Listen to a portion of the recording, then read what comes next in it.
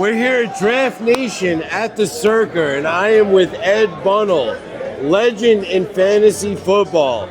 Combined between you and your partners, you have over 100 years experience in fantasy football. Tell me how fantasy football has evolved from when you first started. Obviously the technology and the internet kind of exploded fantasy football. Believe it or not, my very first job out of college was with a company that was pre-internet fantasy football. So you'd buy the newspaper, and we had ads in there. It was salary cap based game. Yeah. You'd balance your budget, call an 800 number, speak to a live operator, and you'd say, I want to drop Elway, add Marino. And then you'd get your results in the mail. Yeah. You'd have to wait every 2 weeks for the newsletter to show up and your rankings. And then we gave away a lot of cash prizes at the end of the year. So Ed, I have to ask you, did you use a calculator to kind of tally up if you were winning for the week? Yeah, so for that game, no, because we had automated stats or whatever. Yeah. But yeah, like if you're kind of talking about like my life before that, we were like USA Today, box scores, calculating with my hand, little ledgers, maybe a spreadsheet if you had a old PC there, but it was all very manual. Very parochial in the beginning, to say the least. Yep. I was in the same boat. I literally had to wait for the mail to come to see if my fantasy team was winning. Yeah, it's really crazy to think of how far it's come. And now it's just all instant on your phone. Everything is instant. Yeah. I mean, do you see the growth in fantasy football continuing to accelerate over the years? Yeah, it definitely grows more and more. And so, we're here celebrating a holiday, right? So, we created a holiday, got it approved. So National Fantasy Football Draft Day on August 21st, going on for the rest of time. Holiday. But one of the stats that we had in our presentation that ultimately got approved was more people play fantasy football in America today than play golf. That's and amazing. That really kind of knocked their socks off. They couldn't believe that. So.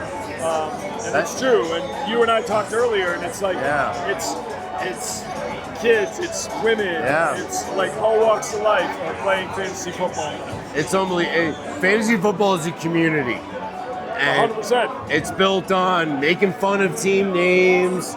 It's built on talking trash, but it's built by people that actually paved the way for us to do what we do right now. Ed Bunnell is one of those people. You actually worked for CBS Sports in the early days. Tell me a little bit about that. Yeah, so it was sportsline.com, which was one of the first websites. We would battle it out with Yahoo, and then Starwave came along, and that was what ESPN was at the beginning. So it was ESPN Starwave.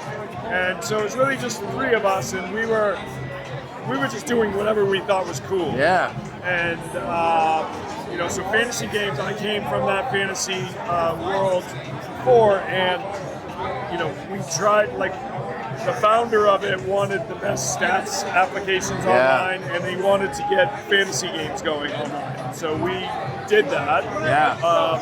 Yahoo obviously kind of grabbed on it and did it too, and so did ESPN. But we were pretty much the first ones out of the gate doing that. And it was we invented silly things like sortable stats. Right? Like everybody has sortable stats now, but that was it wasn't me, but it was other engineers, and we all got together and talked about it, and they were like, oh yeah, we can sort these columns. And it's perfect. Get that out. All those little things add up to what you kind of see now. So you created a process that made it easier for people to identify their stats. Yes, and it was about the official stats. And I had a relationship with, at the time, the official statistician of all the major sports leagues was Elias Sports Bureau. And that's who we used at the previous company that we did it through the newspaper. And, there were other companies around, like Stats Inc. was there. Right. Their model was a little bit different on how they collected the data. But but Elias was the official statisticians for baseball, basketball, football, hockey. They're the ones that were helping decide whether that hit should have been an error or error. Yeah. So none of the other guys had official stats, and that was really important to our CEO and founder. So I think it's safe to say that you paved the pathway for not only transparent stats, but for people to actually monitor their teams without having to check the mail or read the newspaper. Yeah, 100%. I mean, the internet was kind of a fledgling thing. Not everybody had access to it. And, you get carpet bombed with those AOL discs, right? And so it was slower than it is today. You'd have to get the phone coupler and listen to that awful tone when you're dialing up. But yeah, like all of those things by a lot of people, really talented, imaginative people, kind of are the building blocks, the foundation of what you guys see today. That's great. Yeah. So tell me more about Draft Nation. Obviously, you're doing one of the biggest events in Las Vegas. Yep. We're at the Circa.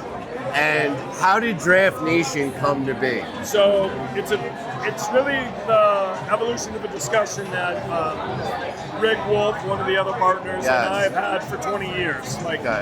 Why isn't there a big blowout type of event that everybody can celebrate? Right. There are other events out there where it's all about drafting and it's a little more hardcore.